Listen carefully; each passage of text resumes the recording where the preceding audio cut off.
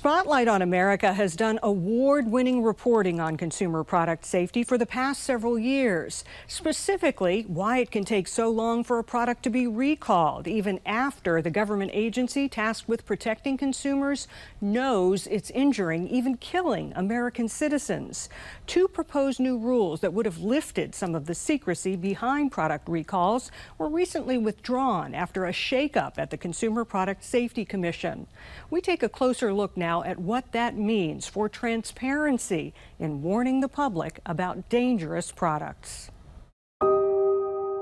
These are the faces of children who died or were injured when product recalls were delayed. Why are we waiting for the worst, the unimaginable to happen before action is taken? For nearly 3 years, Spotlight on America has investigated why it can often take years for a dangerous product to be recalled. If I knew a product was killing people right now, I couldn't tell you. That startling admission to Spotlight in 2023 from former head of the Consumer Product Safety Commission, Alex Hohen-Sarek. He blamed Section 6B of the Consumer Product Safety Act, often called the gag rule, which limits the Commission's ability to warn the public about a dangerous product without first getting consent from the manufacturer. It is a hindrance to public and public safety. At the time, the Commission initiated an update to its interpretation of 6B, which promised to lift some of the secrecy. But after 2 years of work on that proposed rule, this August, it was among several proposed new rules withdrawn. The move comes after a shakeup at the CPSC, where the Trump administration fired the 3 Democratic commissioners. Even as leadership changes, continuity of operations remains paramount. Now leaving just one man, Republican Chairman Peter Feldman. He won't agree to an interview with Spotlight, but in past comments on Rule 6B, highlighted a need to be fair to industry. But consumer advocates like Daniel Green with the National Consumers League say the rule has created unreasonable delays in warning the public, while citizens, often children, continue to suffer harm. Are you concerned about transparency?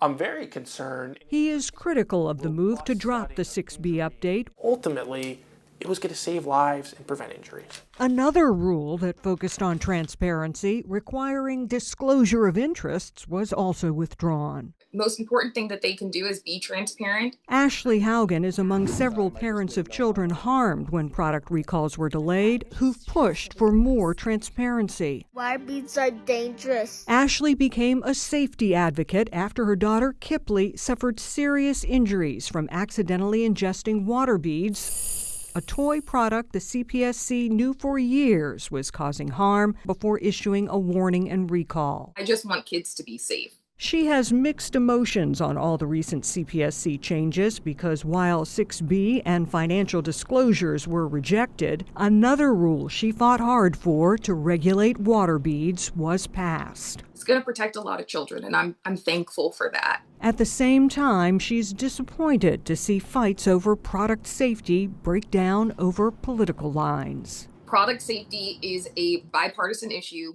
It doesn't matter if you are a Democrat, a Republican, or an independent, your child can be harmed by an unsafe product.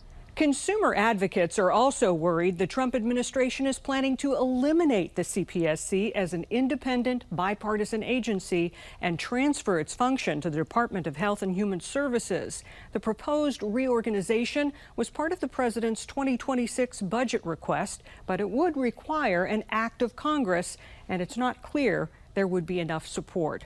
We'll be watching closely and report any developments. For Spotlight on America, I'm Angie Moreschi.